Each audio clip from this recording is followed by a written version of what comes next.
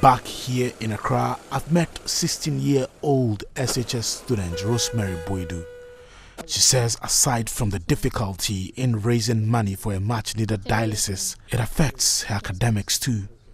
Sometimes, because of the dialysis, I don't go to school on Mondays and Thursdays. I'll come for dialysis. Whenever I go to school, sometimes I'll be confused, especially when they treat mass. I don't understand where they are fruit because I miss some lessons. So when I go, it's difficult for me to learn the one they have learned before I went. Okay. And sometimes we call and ask our friends and neighbors. Sometimes if we get the money, we will come for the diet. If we do not get, then we will not go. Even sometimes, what we eat is very difficult unless I'll be calling people. And sometimes I'll not get the money, so I have to sleep like this. We are pleading with government to help us with the dialysis. We cannot pay because of that. We are not able to go for dialysis, and that one too is our strength. If we not do the dialysis, we are suffering. We are pleading them to help us, pay the money for us so that we can dial at least 2 times or 3 times a week. Rosemary has now been receiving support for her dialysis treatment. Her mother says they need money for a kidney transplant. Here at a meeting called by the leadership of the Renal Patients Association of Ghana, I've met a lady in her 20s, Dede Mensa. She says she has resorted to skipping food and water intake so she wouldn't have to deal with a lot of waste in her system.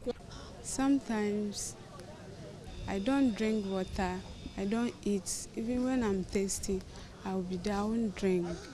Because I know if I drink, I will suffer, so I won't drink.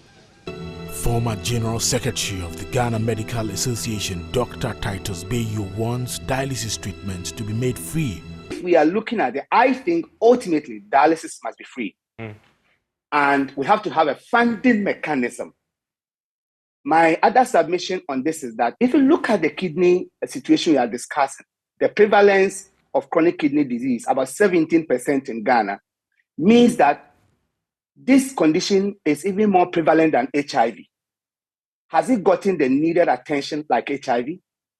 So we need perhaps a separate entity, maybe a National Kidney Health Authority or a chronic diseases or non-communicable diseases authority to engage in surveillance for these conditions. During a big conversation on dialysis crisis organized by Joy News sometime last year, Presidential Advisor on Health Dr. Antonin Siasari listed what government is doing to bring relief to people like Priscilla, Stacy, and Dede.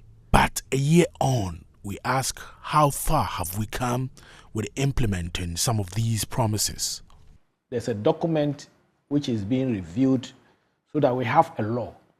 It's very, very important. It has to go through cabinet for cabinet approval and then move to parliament for parliamentary approval, and the president will assent to it so that we can harvest the organ, we can store the organ and also donate the organ. It's not only for kidney, are all on us, and some of us have taken up as our, because I'm a doctor, first and foremost, that this thing should be done and done as quickly as possible. And then as he rightly, as the Dr. Ampuma said also, we are building the capacity of our surgeons. Actually, kidney transplant is one of the most not so complicated things that we can do, as any surgeon can do.